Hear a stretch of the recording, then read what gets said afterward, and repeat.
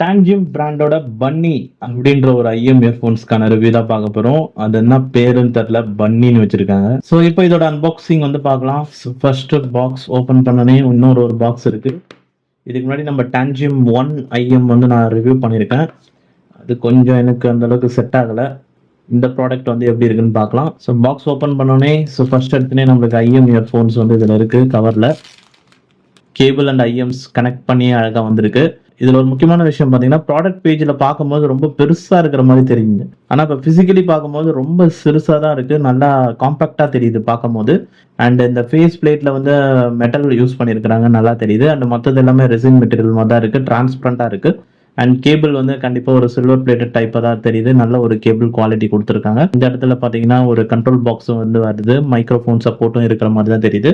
And இந்த IIM type C போர்ட்ல தான் வருது. அண்ட் மற்றபடி பாக்ஸ்குள்ள வந்து பாத்தீங்கன்னா ஒரு கார்டு வந்து கொடுத்துருக்காங்க, அவங்களோட சோஷியல் மீடியா ஆப் அதெல்லாம் போட்டு. அதுக்கப்புறம் இயர் டப்ஸ் 2 பேர் வந்து பாத்தீங்கன்னா இருக்கு. அண்ட் ஒரு யூசர் மேனுவல் இருக்கு. அதுக்கப்புறமா இயர்போன்ஸுக்கான ஒரு பவுச் இருக்கு. இது போன வாட்டியே இருந்தது. ஸோ எல்லா ஐஎம்ஸ்க்கும் கொடுக்குறாங்க போது, ரொம்ப நல்ல விஷயம். மொத்தமா பாக்ஸ்குள்ள இதெல்லாம் தான் வந்து இருக்கு. ஸோ இந்த ஐஎம் இயர்போன்ஸ்க்கான ரிவ்யூ நம்ம சேனல்ல கூடிய சீக்கிரம் வரும். சேனலுக்கு புதுசா வந்திருக்கீங்கன்னா சப்ஸ்கிரைப் பண்ணிட்டு வெயிட் பண்ணுங்க.